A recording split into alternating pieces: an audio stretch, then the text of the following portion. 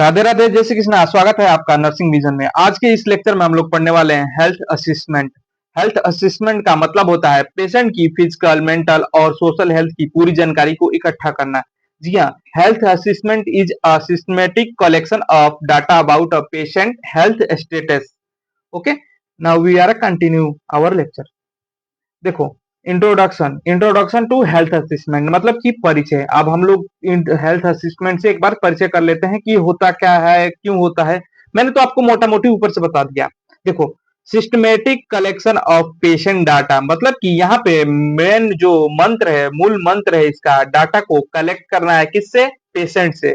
ठीक है, किससे? पेशेंट से आप डाटा कलेक्ट करेंगे। जी हाँ, पेशेंट से डाटा कलेक्ट करना कहलाता है हमारा हेल्थ असेसमेंट।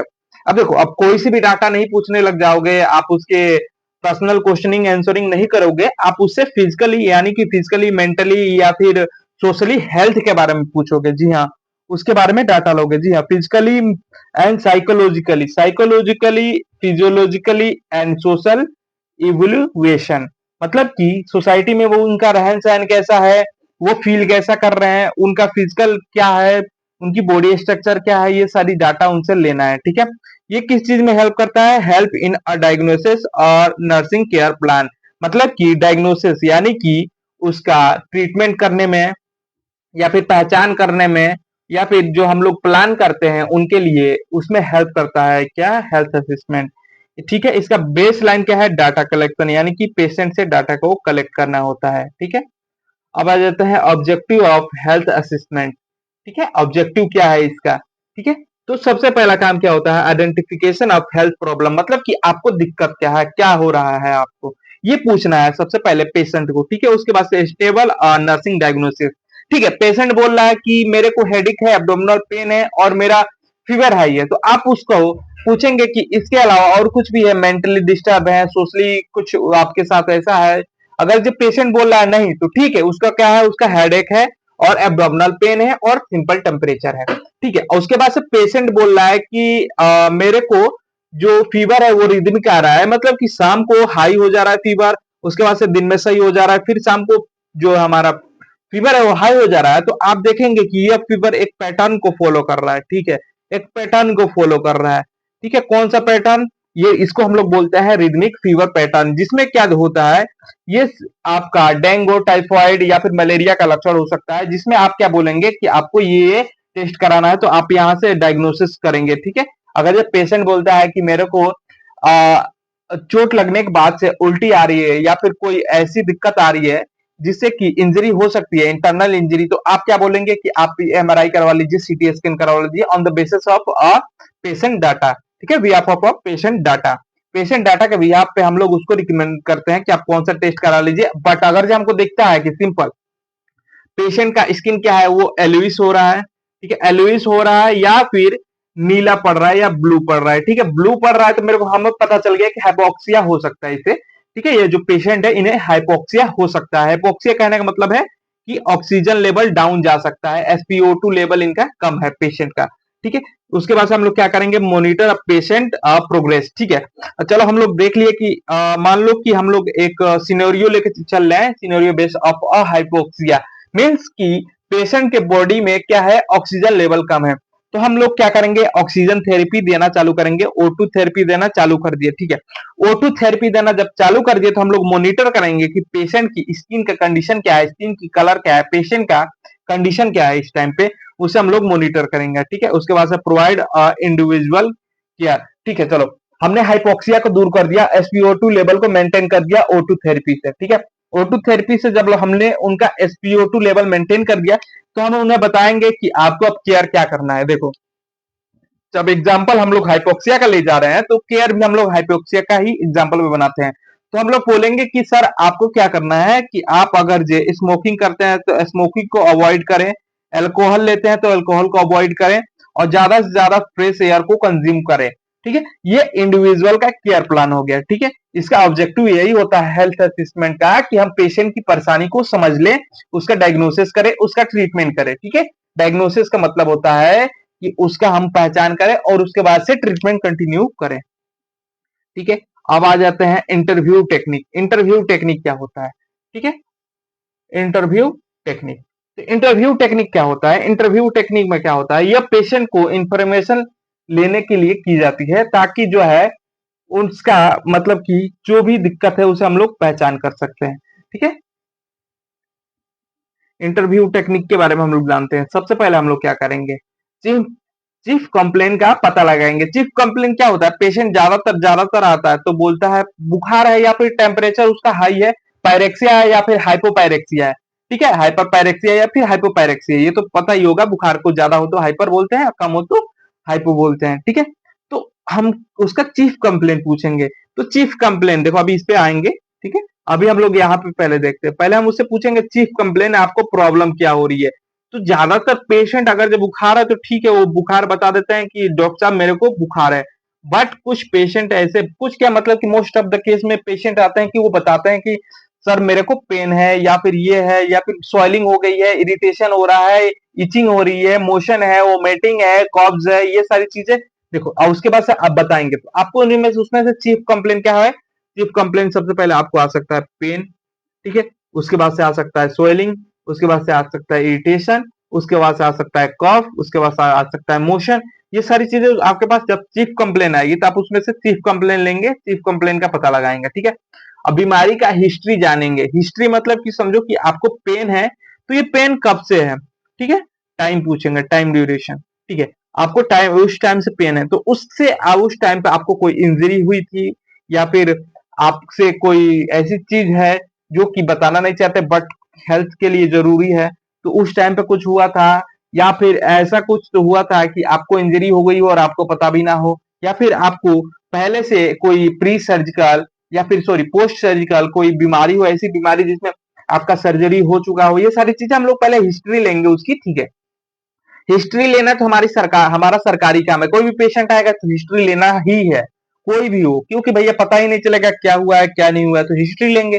पेशेंट का लाइफ स्टाइल को समझेंगे। देखो अब पेशेंट के लाइफ स्टाइल को समझने के लिए हम लोग पूछते हैं ऑक्यूपेशन। ऑक्यूपेशन का मतलब है कि आप करते क्या है। ऑक्यूपेशन का अर्थ होता है कि कुछ जो व्यक्ति होते हैं वो ऐसे कार्य करते हैं जिसमें फिजिकल एक्टिविटी ज्यादा होती है और कुछ पर्टिकुलर पार्ट्स का उपयोग ज्यादा होता है। जैसे कि मान लो कि कोई मजदूर है तो उसके हाथ और पीठ का उपयोग ज्यादा है, जिससे कि उसको इसके चलते तकलीफ होने की आगे परेशानी आ सकती है। तो ये चीज है, तो ऑक्यूपेशनल है या फिर लाइफ स्टाइल है, तो इसलिए हम लोग उसकी लाइफ स्टाइल को जानने की कोशिश करेंगे। ठीक है, अब आ जाते हैं इस पे, इंस्टेबलिज्म ऑफ रिपोर्ट। ठीक है, मेंटेन अ प्राइवेसी।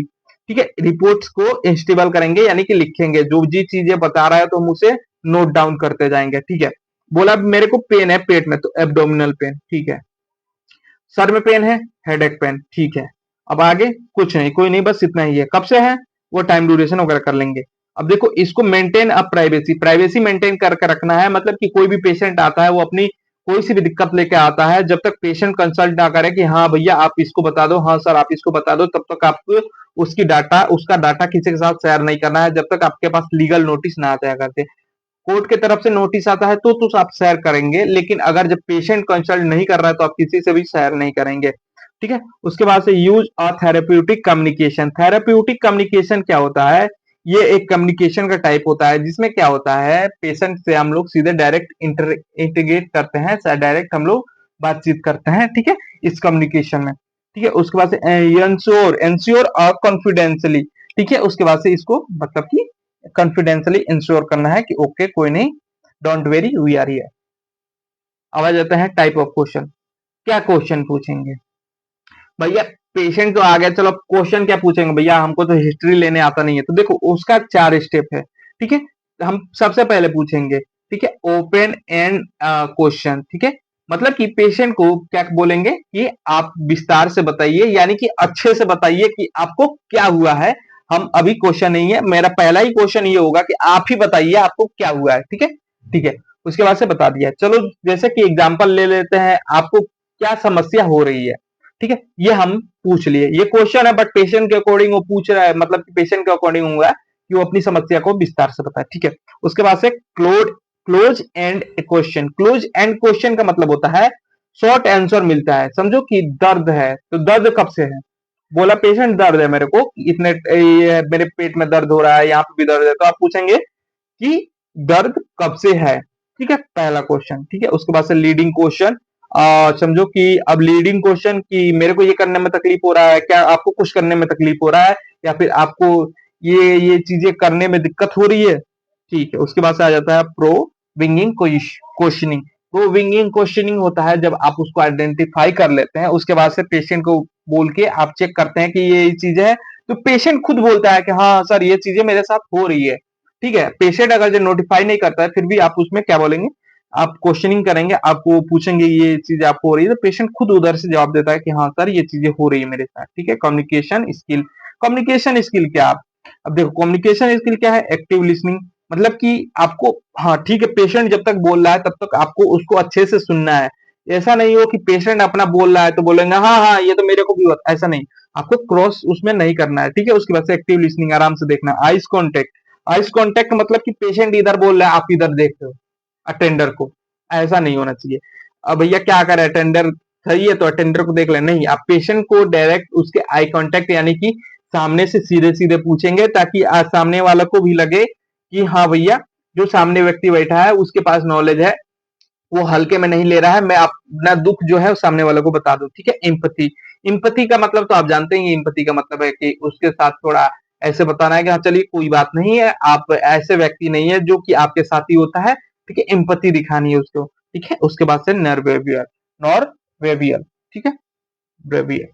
अब आ जाते हैं आगे, ये कम्युनिकेशन स्किल था, ये चीजें अपने में मेंटेन करके रखनी है। ठीक है, उसके बाद जैसे आ जाते हैं ऑब्जर्वेशन टेक्निक। ऑब्जर्वेशन टेक्निक ये सिंपल सी टेक्निक है, ये तो सब कोई यूज करता है, सारी मतलब कि कोई सा भी काम सीखे या फिर कोई सी भी चीजों को हम लोग देखते हैं तो ये टेक्निक यूज करते हैं। देखो इसमें क्या करते हैं, ऑब्जर्व करते हैं पेशेंट को, क्या करता है जर्नल अपीयरेंस, जर्नल अपीयरेंस। ठीक है, उसको मतलब कि देखेंगे पेशेंट आ रहा है तो कैसे आ रहा है, ठीक है, पोस्चर वगैरह सही है कि नहीं। ठीक है, जर्नल अपीयरेंस देख लिए। उसके बाद से बिहेवियर पोस्चर जो कि उसका देखेंगे पेशेंट का कैसा है कैसा नहीं। ठीक है, तो चलो ठीक है। उसके बाद से आ जाता है facial experience, facial expression.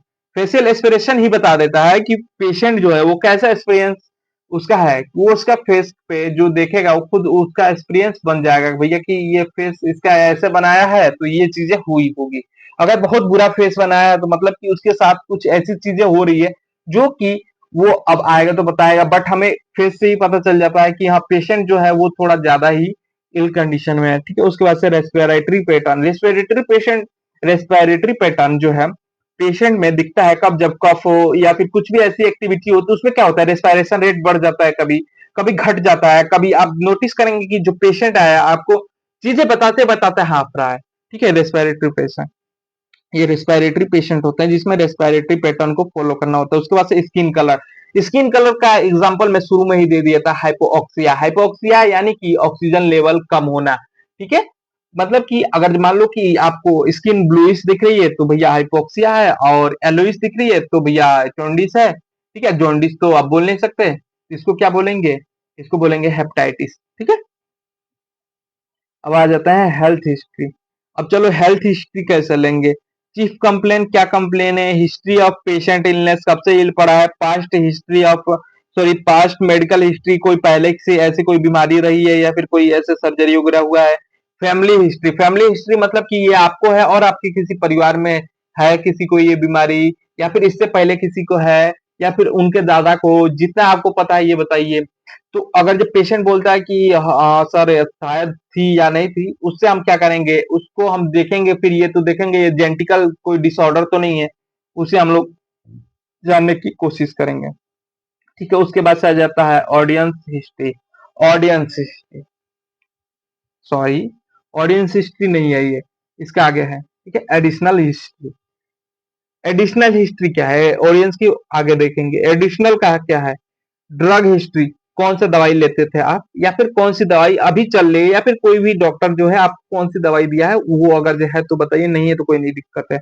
Allergy history, आपको किसी चीज से एलर्जी है या फिर कोई दवाई ऐसी जिसको खाने के बाद से आपको एलर्जी होती हो।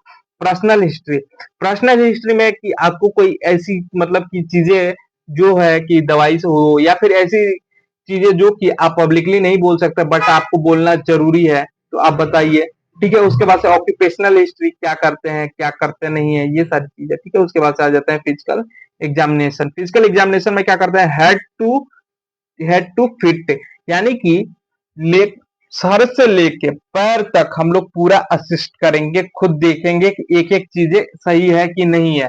फिंगर है, सही कार्य कर रहा है कि नहीं कर रहा है, ठीक है। आपका नी है, सही कार्य कर रहा है कि नहीं कर रहा है। उसके बाद से आ जाता है सिंपैथिक अप्रोच, ठीक है। उसके बाद से होता है यूज ऑफ एग्जामिनेशन टूल, मतलब कि एग्जामिनेशन टूल ऐसी चीज होती है, कभी कभी हम लोग रिफ्लेक्शन को चेक करने के लिए यूज करते हैं। आप ज्यादातर हॉस्पिटल में देखे होंगे, एक हथौड़ा जैसा ऐसा ट्रायंगल शेप का होता है और उसमें एक डंडी लगी होती है। तो वो क्या करता है, उसे ठोक ठोक के चेक करता है, ठोक के यानी कि उस पे हल्का सा ये टच कराएगा, बट टच कराता ही क्या होता है कि हमारा जो ये पैर है वो अपने आप ऊपर की तरफ आ जाता है, यानी कि ऊपर के साइड उठने लगता है। ऐसा इसलिए होता है जिससे कि न्यूरॉन सही कार्य कर रहा है कि नहीं कर रहा है, न्यूरॉन को ये सिग्नल डायरेक्ट दे देता है कि भैया को उठाने का सिग्नल आया, उठा ले, ठीक है। उसके बाद से method of physical examination, physical examination का मेथड क्या क्या हो सकता है, विजुअल एग्जामिनेशन। उसके बाद से observation, size, shape, colour observe करना है, डिटेक्ट और डिफॉर्मेटेशन, ठीक है। ये जो चीजें मैंने आपको एक्सप्लेन कर दी है वही अभी भी आ रही है, ठीक है। पल्पिटेशन, हाँ। अब देखो पल्पिटेशन एक टेक्निक होती है जिसमें हम लोग क्या करते हैं, यूज ऑफ हैंड, मतलब कि हाथ का यूज करते हैं, ठीक है। चेक और टेंडेंसी, ठीक है, टेंडेंसी। इससे हम लोग हाथ का यूज करते हैं, ठीक है। क्यों यूज करते हैं, हम लोग यूज करते हैं टेंडेंसी को चेक करना। यानी कि देखो पल्पिटेशन का मतलब क्या होता है, पल्पिटेशन का मतलब होता है छू कर जांच करना है, यानी कि टच करके जांच करना। हाथ से टच करेंगे, दबाएंगे, या फिर समझो कि यहाँ पे सोइलिंग है तो इसको हम लोग दबा के या फिर इस पे हल्का सा प्रेशर अपने हाथ से देंगे और उसको फील करेंगे कि भैया इसके अंदर कुछ ऐसी चीजें तो नहीं है जिसको नहीं होना चाहिए था, ठीक है। ये इसको हम लोग बोलते हैं पल्पिटेशन टेक्निक, ठीक है। उसके बाद से डिटेक्ट अ मसाज, ठीक है। उसके बाद से असिस्ट और टेम्परेचर, देखो टेम्परेचर को भी असिस्ट करने के लिए हम लोग छूका ही करते हैं। डिटेक्ट अ मसाज, सॉरी, डिटेक्ट अ मासिस, मासिस का मतलब होता है कि कोई उसके अंदर ऐसी चीजें तो नहीं है जो कि ट्यूमर कॉज कर सके या फिर कैंसर कॉज कर सके।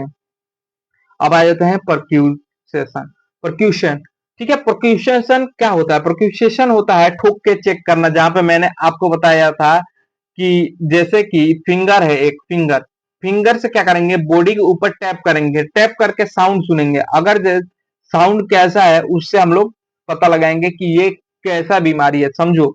अब देखो इसको समझना जरूरी है थोड़ा। परक्यूशन, पाल्पिटेशन समझ गए, छू कर चेक कर लेंगे भैया, टच करके देखेंगे कि अगर कोई ऐसी चीजें तो नहीं है जो जिसको नहीं होनी चाहिए थी, ठीक है। उसके बाद से आ गया असिस्ट ऑर्गन साइज। इससे क्या होता है, परक्यूशन, परक्यूशन से क्या होता है, इससे हम लोग एक उंगली या दो उंगली या फिर तीन उंगली मैक्सिमम, इससे हम क्या करते हैं, टैप करके या फिर ठोक कर जांच करते हैं कि बॉडी साउंड कैसे कर रही है, ठीक है। अगर ये मानो कि नॉर्मल लंग्स है तो इससे क्या होगा, रेजोनेंस साउंड आएगा। अगर जो उसमें फ्लूइड भरा हुआ है हमारे लंग्स में, उस पे अगर जो हम लोग ठोकेंगे अपनी उंगलियों से तो डम करके साउंड आएगा, जैसे कि डम, मतलब कि कोई चीज ऐसी है जिसमें पानी भरा हो, उससे जैसे साउंड आता है वैसे ही अपने लंग्स से आएगा डम साउंड। उसके बाद से आ जाता है एस सक्सेशन, ठीक है। अब इसका क्या मतलब होता है, एसोसिएशन का मतलब होता है यूज ऑफ स्टेथोस्कोप, मतलब कि स्टेथोस्कोप का यूज करके हम लोग बॉडी का इंटरनल साउंड सुनते हैं, ठीक है। इंटरनल बॉडी को इंटरनल बॉडी को सुनते हैं, ठीक है। जिससे में हम क्या करते हैं, heart sound, lung sound and bowel sound, bowel sound यानी कि एब्डोमिनल में, लंग साउंड यानी कि थोरेसिक में, हार्ट साउंड यानी कि ये भी थोरेसिक में होता है, ठीक है, नॉक्स कैविटी में, इसको भी हम लोग सुनते हैं, ठीक है। तो बाउल साउंड से हमें पता चल जाता है कि भैया कि आपके पेट का कंडीशन क्या है, आपकी मतलब कि एब्डोमिनल की कंडीशन सही है कि नहीं है। लंग साउंड से पता चल जाता है कि लंग्स में फ्लूइड भरा है या फिर नहीं भरा है, ये चीजें होती है, ठीक है। उसके बाद से आता है आपका ओलिफिकेशन। देखो ओलिफिकेशन, गंध से पहचानना। कुछ डिजीज ऐसी होती है जिसमें स्मेल से ही डायग्नोसिस हो जाता है, कुछ मतलब कि समझो कुछ बीमारियां ऐसी आती है जिससे कि हमें पेशेंट के महक से ही या फिर पेशेंट के बीमारी के महक से ही पता चल जाता है कि हाँ भाई ये इस टाइप का महक है, तो ये चीजें हो सकती है। डिटेक्ट एब्डोमिनल ओट्स, ओट्स का मतलब होता है बदबू, ठीक है। उसके बाद से आपका आएगा इन्फेक्शन स्मेल, ठीक है। स्मेल जो है इन्फेक्शियस टाइप में आएगा, कीटोन स्मेल, ये टाइप्स थोड़े हैं जो कि जिससे कि आप पहचान कर सकते हैं, ठीक है। अब देखो डायबिटिक पेशेंट है उससे कीटोन एसिडिक स्मेल आता है, जैसे कि फ्रूट्स, जैसे फ्रूट्स स्मेल है, जैसे कि समझो कि कुछ फल्स वगैरह है उस टाइप में स्मेल आता है, उसको हम क्या बोलते हैं, कीटोनो स्मेल। अगर जो डायबिटिक पेशेंट है ना, तो उसमें ज्यादातर केसों में क्या होता है, उससे ना ऐसा स्मेल आने लगता है, कैसा स्मेल आने लगता है, कीटोनो स्मेल, यानी कि फ्रूट्स की तरह स्मेल आता है, ठीक है। उसके बाद से आ जाता है नीचे। नीचे क्या है आपका, प्रिपरेशन फॉर एग्जामिनेशन। समझो, प्रिपरेशन यानी कि आप तैयार करेंगे, अब आपको भैया जांच में जाना है, अब उसके लिए प्रिपेयर हो जाइए, ठीक है। प्रिपरेशन क्या है, हैंड हाइजीन, अपने हाथ को सही करना है, मतलब कि हैंड हाइजीन मेंटेन कर रखना है। आपको पता ही होगा 6 स्टेप होते हैं नॉर्मल हैंड हाइजीन, और सर्जरी के लिए 12 स्टेप होते हैं सर्जरी के लिए, हैंड वॉशिंग के लिए, ठीक है। उसके बाद से आ जाते हैं एक्सप्लेनेशन और ऑफ प्रोसीडर। प्रोसीडर जो हम लोग करने वाले हैं उसे हम लोग पेशेंट को आप एक्सप्लेन करेंगे, नहीं तो पेशेंट बीच में ही छोड़ के चला जाएगा या फिर घबरा जाएगा, ठीक है। उसके बाद से ऑब्टेन कंटेंट, ठीक है। उसके बाद से कंटेंट को ऑब्टेन करेंगे, यानी कि डाटा को प्राप्त करेंगे आप एग्जामिनेशन करके। उसके बाद से मेंटेन अ प्राइवेसी, प्राइवेसी को मेंटेन करेंगे, प्रॉपर पोस्टिंग, ठीक है। अब आ जाता है जर्नल असिस्टमेंट। जर्नल असिस्टमेंट, ये जर्नल असिस्टमेंट क्या होता है भैया, जर्नल असिस्टमेंट। तो जर्नल असिस्टमेंट देखते हैं। जर्नल असिस्टमेंट का मतलब होता है कि यह पेशेंट की ओवरऑल कंडीशन को देखा जाता है, ठीक है। What is overall condition our patient, ठीक है। हमारे पेशेंट की ओवरऑल कंडीशन क्या है। अब इसका अप्रोच क्या है, देखो, लिव ऑफ अ कॉन्सियसनेस, ठीक है। ये मतलब कि हम देखेंगे कि कॉन्शियस है या फिर नहीं कॉन्शियस है, ठीक है। उसके बाद से बॉडी बल, हाइजीन क्या है, ये सारी चीजें उसको पेशेंट से हम लोग देखेंगे। अब उसके बाद से जर्नल में ही आता है हाइट एंड वेट, पेशेंट का हाइट क्या है, मेजर टेक्निक होता है बीएमआई कैलकुलेशन। बीएमआई मतलब होता है बॉडी, बीएमआई का मतलब होता है बॉडी मास इंडेक्स, ठीक है। Body mass index, index body mass index होता है बीएमआई का मतलब, ठीक है। इसका कैलकुलेशन हम करेंगे, ठीक है। उसके बाद से आता है importance of health assessment. Health assessment जो है वो बहुत ज्यादा इंपॉर्टेंट होता है, इसलिए हम लोग हेल्थ असेसमेंट करते हैं। अब आ जाता है मेन वाइटल साइन। देखो वाइटल साइन क्या क्या होते हैं। वाइटल साइन हमारे temperature, pulse, respiration, blood and oxygen, ये जो चीजें अगर ये 5 चीजें सही है ना, पेशेंट के वाइटल स्टेबल है ना, तो पेशेंट मतलब कि समझो कि उस वो स्टेबल है इस टाइम पे, उसको अभी कुछ नहीं हो सकता ज्यादातर केसों में, बट एक्सेप्शन ऑलवेज एनीवेयर, ठीक है। सबसे पहले हम लोग क्या करेंगे, सबसे पहले हम लोग क्या करते हैं, रेस्पिरेशन चेक करते हैं पेशेंट में, ठीक है। उसके बाद से हम लोग पल्स चेक करते हैं, उसके बाद से ब्लड प्रेशर, उसके बाद से टेम्परेचर, उसके बाद से आपका ऑक्सीजन सेचुरेशन, ठीक है। अब ये इसका ये एक समझो कि स्टेप है कि भैया यही होना होता है पहले। अब आ जाता है सिस्टमेटिक वेस्ट ऑफ असिस्टमेंट, ठीक है। सिस्टमेटिक असिस्टमेंट क्या होता है, अब देखते हैं स्किन असिस्टमेंट। पहले स्किन का कलर देखते हैं, ठीक है। उसके बाद से मॉइस्चराइजेशन, स्किन ड्राई है या फिर मॉइस्चराइज है, ठीक है। उसके बाद से देखते हैं लेंसेज, उसके बाद से देखते हैं एडिमा। एडिमा ये कहने का मतलब है कि सूजन है क्या स्किन में, ये चीज हम लोग देखते हैं। ये स्किन असिस्टमेंट है। उसके बाद से आइस असिस्टमेंट, आंख की जांच कैसे करते हैं। पहले हम लोग क्या करेंगे, प्यूपल का रिएक्शन देखेंगे, उसके ऊपर टॉर्च मारेंगे। अगर टॉर्च मारते ही ये जो आपका प्यूपल है उसका साइज घट जाता है, तो प्यूपल मतलब कि प्यूपल का रिएक्शन सही है। अब प्यूपल का कहने का मतलब है कि लोग नहीं, मतलब प्यूपल कहने का मतलब है आंख के अंदर जो प्यूपल्स पाए जाते हैं। उसके बाद से विजन, मतलब कि आपको देखने में कोई दिक्कत, चश्मा लगता है, अगर लगता है तो कितने नंबर का लगता है, अगर नहीं लगता है तो ठीक है, आपको देखने में कुछ ऐसे ब्लरिश या फिर ऐसे कोई दिक्कत हो रही है, या फिर आप समझो कि धूप में देखने में कोई दिक्कत कर रही है, ऐसी क्वेश्चनिंग करेंगे। उसके बाद से आ जाता है कंजक्शन, ठीक है। ये आपका क्या है, ये आपका आइस असेसमेंट है, ठीक है। ये आपका आइस असेसमेंट है। उसके बाद से आता है ईयर नोज, तो ear nose and thorax. Hearing कैसी है भैया, आप सुन तो सही रहे हो ना। देखो हेयरिंग चेक करने के लिए हमारे पास एक टेक्निक होता है, ऐसे यू टाइप में एक आता है टूल, ठीक है। ये यू टाइप में एक आता है टूल, ठीक है। यू ऐसे इस पे हम लोग क्या करते हैं, एक डंडी, डंडी क्या है, वहां पे ही मेटल का रोड होता है, उससे मारते हैं, जिससे कि वाइब्रेशन एक बनता है। अगर जब वाइब्रेशन सही है तो कोई दिक्कत ही नहीं है, अगर वाइब्रेशन सही नहीं है, अगर जो बीच में आप उसको बोलोगे आंखें बंद करो और उसको वाइब्रेशन को आप इधर से इस राइट वाले से लेफ्ट वाले की तरफ ले जाएंगे, अगर जो बीच में मिड में आते ही आप पूछेंगे, आपको जैसे ही लगे कि मिड में आ गया है तो आप बोलिएगा। अगर जो मिड में आते ही बोल दिया कि हाँ पेशेंट मिड में आ गया, तो ठीक है, उसकी हियरिंग दोनों बैलेंस है। बट अगर ये लेफ्ट में आ गया स्लाइटली या फिर थोड़ा ज्यादा ही, तो उसके थोड़ा हियरिंग में राइट वाले में दिक्कत है। ठीक है, उसके बाद से आ जाता है नोजल डिस्चार्जिंग, मतलब कि आपके नाक से ऐसी चीजें आना, म्यूकस वगैरह आना, बॉल्स वगैरह, ये चीजें। ठीक है, उसके बाद से थोरेसिक इंस्पेक्शन, ये चीजें। ठीक है, उसके बाद से आता है आपका रेस्पिरेटरी सिस्टम। चेस्ट मूवमेंट देखेंगे भैया कि छाती सही से मूव कर रही है कि नहीं कर रही है, जैसे नॉर्मल व्यक्ति में करती है। ठीक है, उसके बाद से ब्रीथिंग साउंड देखेंगे, अगर जो ब्रीथिंग साउंड नॉर्मल है या फिर नॉर्मल नहीं है तो क्या करेंगे, उसका साउंड सुनेंगे। अगर जो उसमें क्रेक साउंड आ रहा है, कर कर कर कर कर रहा है, तो समझना कि उसमें कफ वगैरह है या फिर उसके ब्रीथिंग में कोई दिक्कत है। ठीक है, उसके बाद से रेस्पिरेशन, रेस्पिरेटरी रेट देखेंगे। रेस्पिरेटरी रेट ये देखेंगे, पेशेंट को हम नहीं बोलेंगे, बट हम क्या करेंगे, आप एक टाइमर सेट करेंगे, मिनट, 1 मिनट का। ठीक है, देखेंगे कि 1 मिनट में वो नॉर्मल कितना सांस ले रहा है। अगर एडल्ट है तो वो 12 से लेके 20 सांसें लेगा पर मिनट। ठीक है, अगर जब 12 से लेके 20 सांसें पर मिनट लेता है तो कोई दिक्कत नहीं है। ठीक है, रेस्पिरेटरी रेट सही है, ब्रीथिंग रेट सही है उसका। अब आ जाता है कार्डियोवेस्कुलर सिस्टम। कार्डियोवेस्कुलर सिस्टम में क्या करते हैं हम लोग, हार्ट साउंड सुनते हैं, पल्स को देखते हैं, कैपिलरी रिफिलिंग को देखते हैं। हार्ट साउंड हम लोग सुनते हैं किससे, स्टेथोस्कोप से। पल्स को हम लोग रेडियल, ब्रेकियल, कार्डियल, ये सब जगह से जांच कर सकते हैं, फ्यूमोरल। ठीक है, लेकिन ज्यादातर प्रीफर हम लोग कहाँ पर करते हैं, बीपी लेने के लिए।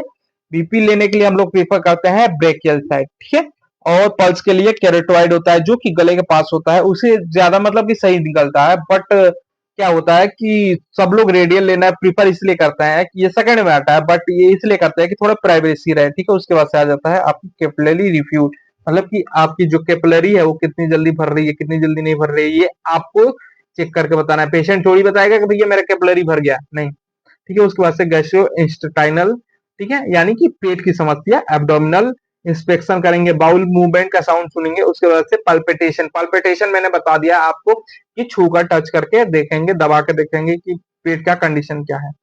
उसके बाद से आगे आपका हेपेटाइटिस एंड बिलियरी सिस्टम। ठीक है, लीवर का जो है वो देखेंगे, लीवर का जांच कराएंगे कि लीवर की क्या कंडीशन है। उसके बाद से आप देखेंगे जॉन्डिस है या नहीं है। उसके बाद से टेंडेंसी, टेंडरनेंसी क्या होता है कि लीवर कब से चल रहा है, कैसा चल रहा है, सही कार्य कर रहा है कि नहीं कर रहा है, ये आपको रिपोर्ट में आपको मिल जाएगा। ठीक है, आपको जब रिपोर्ट मिलेगा तो आप उसमें देखेंगे क्रिएटिन का लेवल क्या है और सारी चीजों का लेवल क्या है, नेफ्रॉन का लेवल क्या है, इरिथ्रोन का लेवल क्या है। ठीक है, उसके बाद से आ जाता है रीनल एंड यूरिनरी सिस्टम। इसमें हम यूरिन का आउटपुट एंड इनपुट चार्ट बनाते हैं, एक चार्ट बनाते हैं, उसमें कॉलम खींचते हैं। ठीक है, ऐसे ये चार्ट बन गया समझो, ये एक चार्ट बन गया। और इसमें हम लोग क्या करेंगे, एक कॉलम खींचेंगे जिसमें इनपुट और आउटपुट चार्ट बनाएंगे। समझो कि पेशेंट जो है 200 ग्राम 200 मिलीग्राम, मान लो 200 मिलीग्राम वाटर का इंटेक करता है, और आउटपुट कितना करता है, अगर 200 करता है तो 150 आउटपुट कर रहा है, तो 50 ग्राम जो है वो बॉडी में उसका ऑब्जर्व हुआ। तो ये इनपुट आउटपुट चार्ट हो गया। उसके बाद से फ्रीक्वेंसी देखेंगे, वो कितने कितने टाइम पे इन कर रहा है, कितने टाइम पे आउट कर रहा है, कब पानी पी रहा है, कब आउट कर रहा है, कब यूरिन कर रहा है। ठीक है, उसके बाद से एडिमा यानी कि सूजन देखेंगे, कहीं सूजन तो नहीं है भैया यूरिनरी सिस्टम में। उसके बाद से आ जाता है आपका न्यूरोलॉजिकल सिस्टम। न्यूरोलॉजिकल सिस्टम इसको क्या बोलता है, लिविंग ऑफ कॉन्सियसनेस, यानी कि जो पेशेंट है वो कॉन्शियस है या अनकॉन्शियस है, रिफ्लेक्स कैसा है, मोटर फंक्शन कैसा है, जीसीएस कैसा है। ठीक है, अब देखो इससे ये पता चल जाता है पेशेंट का न्यूररी सिस्टम सही कार्य कर रहा है कि नहीं कर रहा है, और वो क्या कर रहा है क्या नहीं कर रहा है। ठीक है, मतलब कि रिफ्लेक्स सही से कर रहा है कि नहीं कर रहा है। उसके बाद से आ जाता है Moscow escalator system. Moscow escalator system, range of motion. समझो कि उसको हम लोग दौड़ा के देखेंगे भैया आप कितने दूर तक दौड़ रहे हो सही से। ठीक है, दौड़ने के बाद से आपका जो मसल है वो पेन कर रहा है कि नहीं कर रहा है, क्या कर रहा है क्या नहीं कर रहा है, ये देखेंगे। ठीक है, ये होता है मस्को एस्केलेटर सिस्टम। ठीक है, उसके बाद से आ जाता है मसल स्ट्रेंथ। मसल स्ट्रेंथ जिसको हम लोग बोलते हैं कि भैया आप इतने आपके पास पावर है, ये नहीं है। मसल स्ट्रेंथ का मतलब होता है कि आप कितनी तेजी से चीजों को होल्ड कर सकते हैं, कितना आपके मसल्स में पावर है, बस। उसके बाद से ज्वाइंट स्वेलिंग, मतलब कि जहां जहां ज्वाइंट वहां पे तो स्वेलिंग नहीं है, ये चेक कर लेना है हम लोगों को। ठीक, अब आ जाता है ब्रीथिंग एंड रिप्रोडक्शन सिस्टम। ठीक है, अब देखो रिप्रोडक्शन सिस्टम और ब्रेस्ट। देखो ब्रेस्ट मतलब कि आपका लंप और डिस्चार्जिंग एंड टेंडरनेस, मतलब कि देखो ब्रेस्ट में क्या होता है, सबसे ज्यादा कैंसर का दर्द होता है, मतलब डर होता है, हाईली कैंसर एरिया होता है ब्रेस्ट कैंसर, ठीक है। तो उसको हम लोग सेल्फ एग्जामिनेशन भी हम आपको बताएंगे, लेकिन इस चैप्टर में नहीं है सेल्फ एग्जामिनेशन, इसके लिए बहुत लंबा चैप्टर होगा, कैसे सेल्फ एग्जामिनेशन करते हैं, डिस्चार्जिंग कैसा है, ठीक है, पेशेंट का, ये भी उससे पूछेंगे। या फिर अगर ये पेशेंट जो है कैसा नहीं, वो खुद बता रहा है नहीं बता रहा है, तो हमें सब चीज पता करनी होती है, डॉक्यूमेंटेशन सारी चीजों को एक्यूरेट रिकॉर्ड करना है, डेट एंड टाइम रखना है, and objective data, nursing signature, मतलब कि नर्सिंग सिग्नेचर अपनी सारी चीजें, उसके बाद से लीगल इंपोर्टेंस, ठीक है, मतलब कि लीगल इंपोर्टेंस क्या है, ये सारी चीजें, उसके बाद से कंक्लूजन यानी कि चैप्टर खत्म। Health assessment is a foundation of nursing care and systematic approach improve a patient outcome, proper documentation, ensure all legal और सेफ, ठीक है। आज के लिए इतना ही, थैंक यू, राधे राधे, जय श्री कृष्ण।